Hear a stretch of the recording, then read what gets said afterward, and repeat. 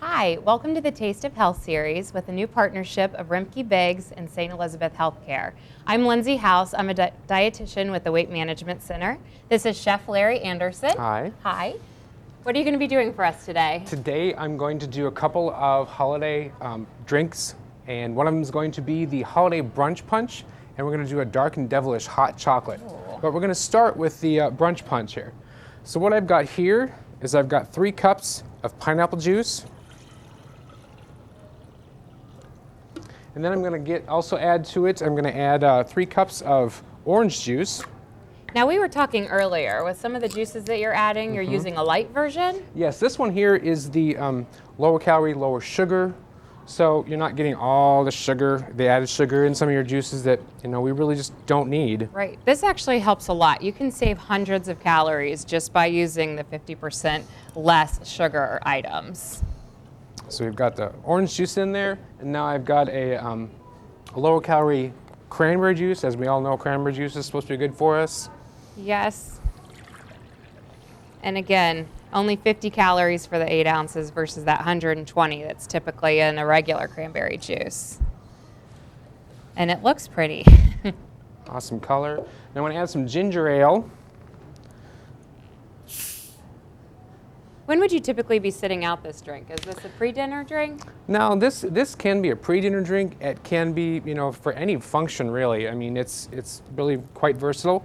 What I would probably recommend is to put the juices together, maybe get them ready in your refrigerator, and then just before you're getting ready to serve, that's when I would probably add the ginger ale and the club soda, so you don't lose all that fizz, because that's kind of what makes the fun part of it. Okay. And let's pretend you came from a family who enjoys a little alcohol. Could you jazz this up? Definitely. You can also go with a little bit of white wine. Ooh. And you can also do like a little Prosecco. A Moscato is also another one. Okay. It's a really good one. And because my pitcher is kind of full here, I'm just going to do a splash of club soda. Now, when you're opening club soda, be very careful and very slow. Otherwise, you will wear this club soda. Right. I'm going to get our drinks out. And just mix this up here a little bit. What I love about holiday beverages too, and I tell a lot of my patients or clients, is that if you're holding a drink, you're a lot less likely to actually be nibbling on the appetizers. Your hands are busy, you can be talking to guests, you can be even hosting, and you just don't have that room to keep nibbling or be holding a plate. So that can definitely save us some calories as well.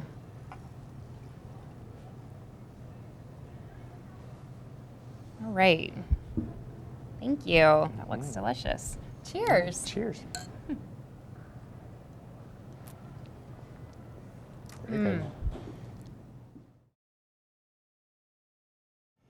So Larry, what are we digging into here? What we've got going on here is some dark and devilish hot chocolate. Yum. So I'm going to start off here with about a cup of skim milk. And then I'm going to mix in my dark chocolate. Lots of antioxidants, right? Mm-hmm, definitely. And I think you get a little bit more bang for your buck with dark chocolate. Taste-wise? Yes. I'm trying to get this mixed in here. Now, would you just leave this crock pot sitting out the whole evening, could you? Just on a low simmer? On a low simmer. Once we get everything incorporated, this is one of the reasons why I love this one, is because you can leave it sit out. I probably wouldn't go any more than about 8 hours. Okay.